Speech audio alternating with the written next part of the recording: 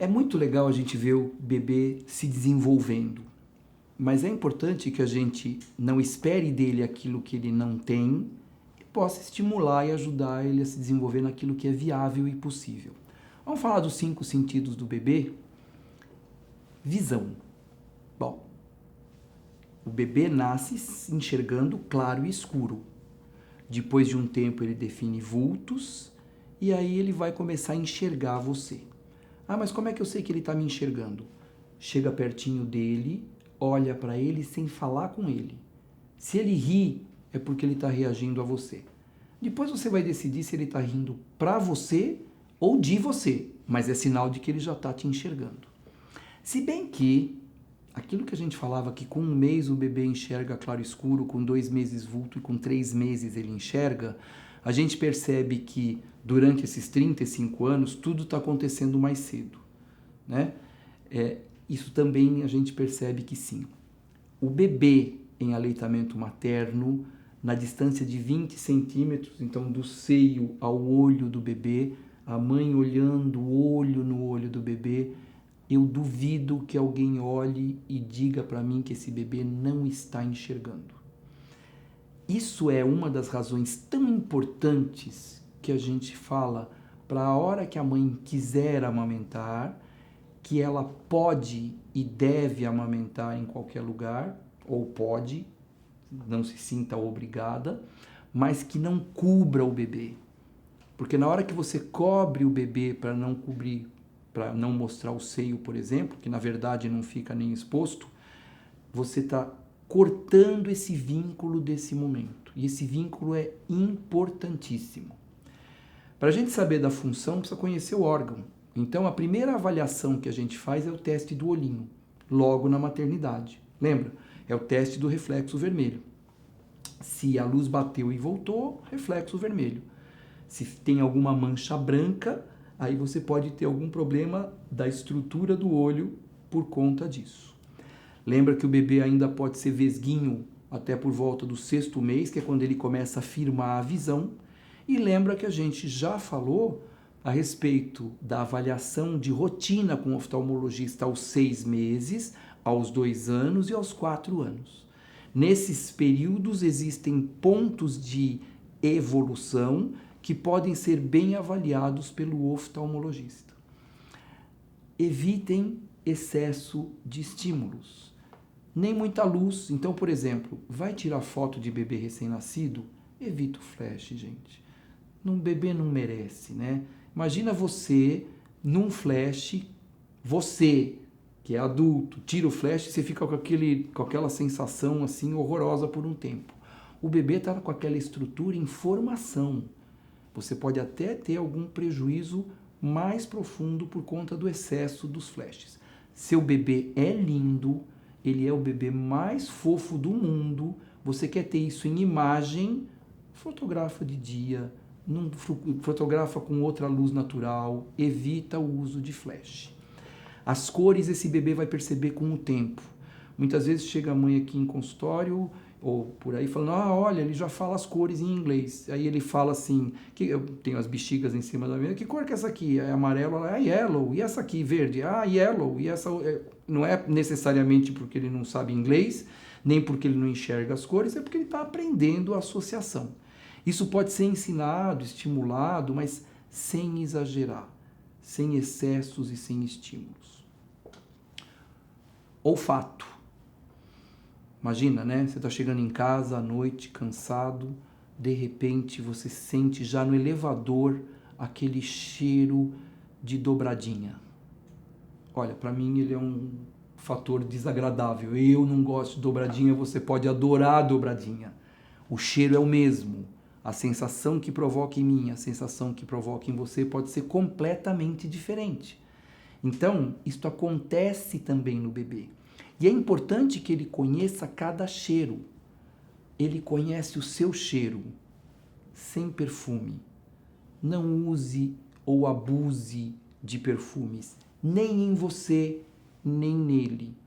Esses cheiros vão acabar confundindo as células olfativas que estão nascendo, que estão se desenvolvendo. Esse bebê vai sentir o seu cheiro independente de você estar perto ou longe do pai, da avó, do animal de estimação, ele vai desenvolver esse cheiro com o tempo. Ah, mas em que momento ele já sente um cheiro de forma adequada? Cada um você vai percebendo. O bonito disso é você acompanhar o bebê. Veja, acompanhe ele, você vai perceber que as coisas são bastante diferentes. E a audição? Desde o 5º mês de gestação, o bebê já tem uma percepção auditiva. Ah, mas e antes? Não. Um pouquinho, é mais sutil, mas já a partir do 5º mês, fale com o seu bebê. Cante para o seu bebê. Leia para o seu bebê. A gente vai falar a respeito de leitura logo, logo. É super importante que você tenha contato com esse bebê, desde o 5º mês. Mas nunca se esqueça que o órgão está em formação. Então, não use estímulos muito fortes. Fale com seu bebê, cante para ele. Muitas vezes você vai perceber que o seu bebê está chorando no berço, você chega perto dele e fala: oi, filhinho, o que é que você tem? Ele para de chorar. Sem enxergar. Ele tem a noção, inclusive, de onde está vindo o som.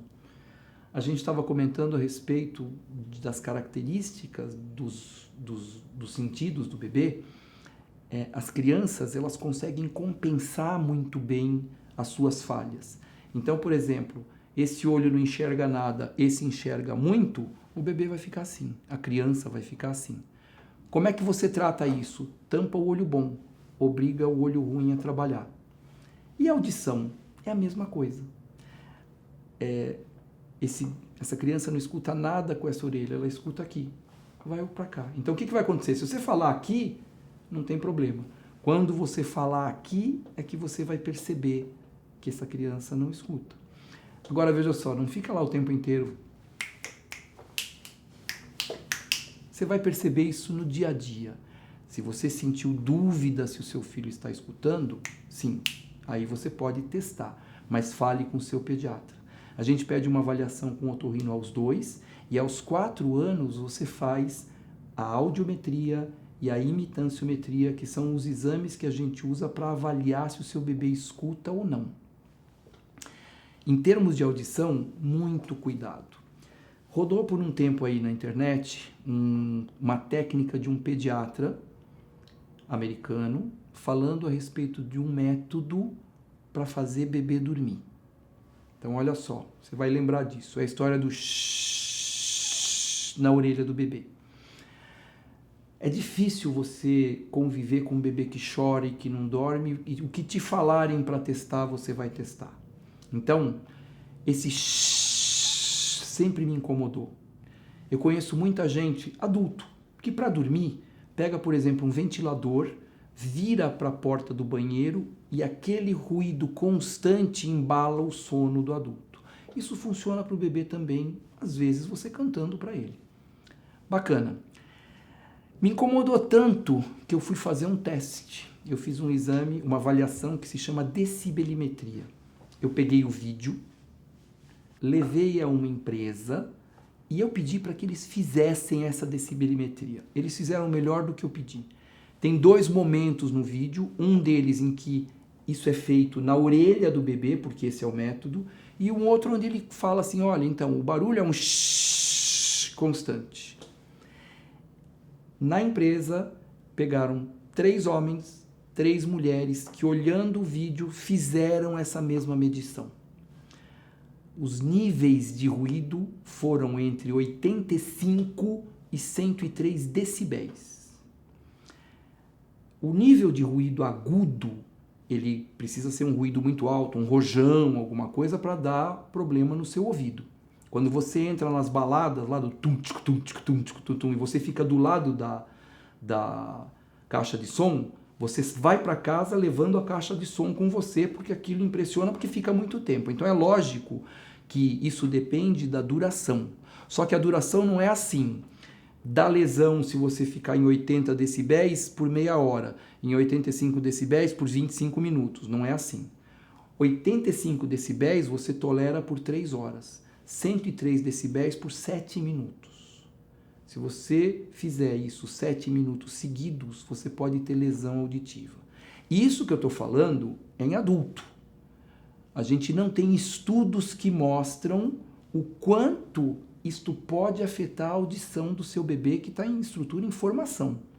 Então, procure evitar esse excesso de atritos para o seu bebê, esse excesso de estímulo para o seu bebê.